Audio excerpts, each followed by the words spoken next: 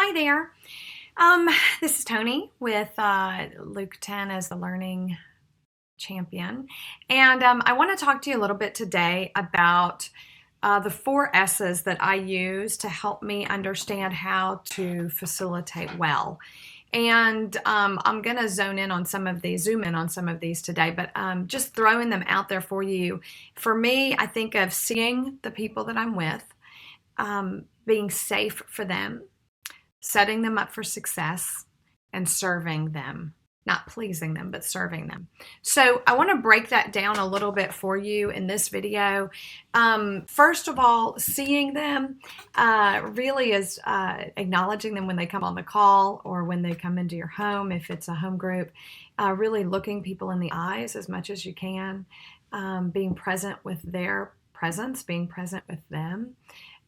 Seeing them as a beloved child of God that has much to offer, so that ecosystem of grace feel to it.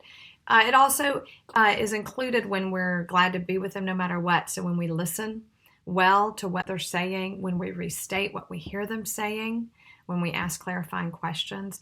So all of those are ways that we see people and be fully present with them.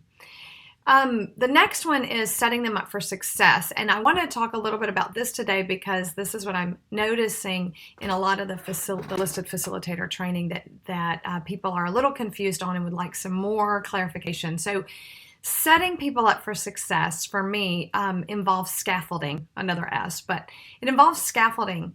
And what that scaffolding, if we break that scaffolding down, what I mean by that is really explaining the skill that you're going to be working on. So, for example, if it's a leader team and you are introducing someone to appreciation, a group to appreciation, you're going to explain what appreciation is. You're going to explain a 2-minute appreciation story. You're going to explain why we use physical sensations and body sensations, because that's weird to most people. They would never know why they would need to do that. So you're going to let them know what happens in the brain when we do that and why we do it. So you're going to do some explaining. And then you're going to tell a story about when you learned how to do that. For some of you, it was really hard. It was weird. It felt awkward.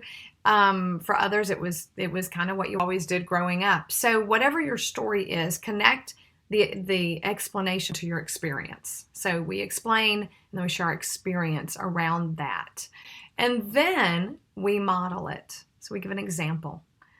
So we explain, we experience, we share our experience, and then we give an example. We actually do it. We model it for them.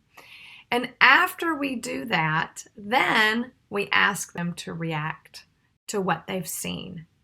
And in doing that reflection, they really start to learn what you're trying to teach them, what the skill is exactly, because they experience the skill from you, and then they get to experience the benefits of it. You reflect around, why do you think appreciation might be important?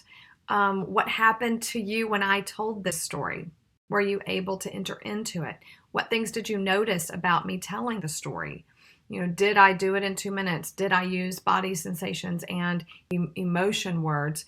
Was it autobiographical? Did I look you in the eye and express the feeling on my face?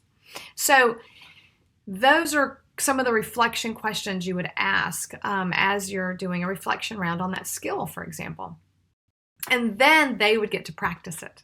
So when you're setting people up for success, and it's the first time that they're being introduced to a skill, I've found that works absolutely the best way to explain it, to give an example of when you were learning it, how it was for you, or your experience, and then to share an example, to model it for them, and then give them a chance to react or respond to their experience of that, what that was like for them. And then they get to practice it themselves. So I hope that is clear, probably as clear as mud, but hopefully it helps elaborate a little bit what I mean in our training when I talk about scaffolding things.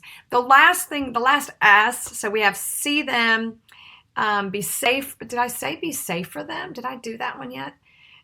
Set them up for success. I don't know if I did be safe for them. So safe. So see them, set them up for success, be safe for them. And what I mean by be safe for them is, we don't give advice. We don't fix them. We don't try to tell them, what God thinks of them. We ask the question, what do you want from us today? Or what do you need from us today? And then we respect what they request for, and we give them the options because most people don't know the options. And most people don't ever think that listening to Jesus is an option. And most of the time, that's going to be the most powerful option we can offer, because not many people in this world have the courage to go into the unknown and listen to Jesus on your behalf with you. So, and then we're safe even in how we share. If we have listened, we don't say, this is what God says to you. We say, well, this is what I sense. Not sure if it's from God or not. I offer it to you, and you can discern whether it's from God or not. So we're very safe in how we even share what we might be sensing from the Lord. Setting them up, seeing them, setting them up for success, being safe for them, and lastly, serving them. And serving them, it means not pleasing them, but really serving them. So, for example, if there's someone in your group that says, wow, I've never shared an appreciation story before, I'm scared, I think it might go over 2 minutes, so maybe I should just pass today and practice this on my own, and then I can do it next week, right? And we would say, it's okay for you to take more than 2 minutes in this group. It's okay, because we're a practicing group. That's why we're here. So we invite you to go ahead and try. So I'm serving that person. I'm not necessarily letting them stay comfortable, and I'm not pleasing them, but I'm serving them. And chances are they'll be thrilled to take the opportunity because they've never been in a practicing environment where they actually get to practice and fail and figure it out. So that's one way we serve people.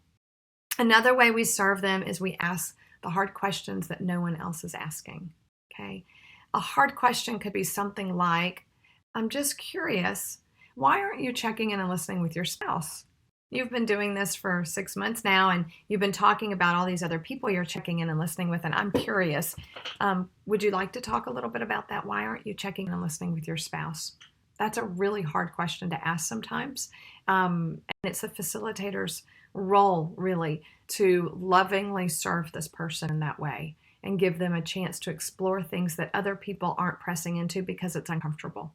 Right? Another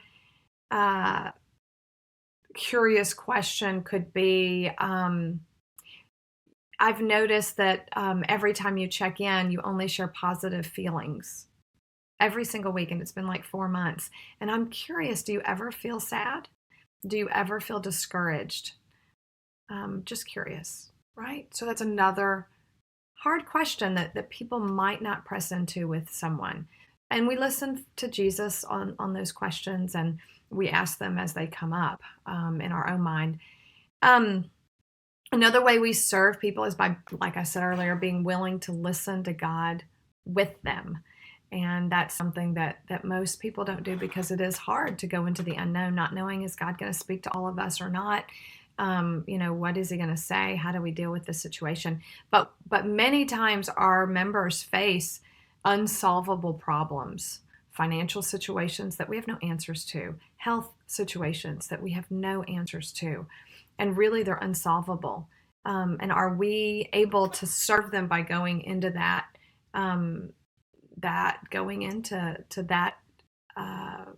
situation with them and listen and let God speak whatever he might speak? So that takes a lot of courage. So there you go. 4 S's of a good facilitator. We see them, we set them up for success, we're safe for them, and then we're going to serve them. So I hope this is helpful, and thanks a lot. Talk to you later. Bye.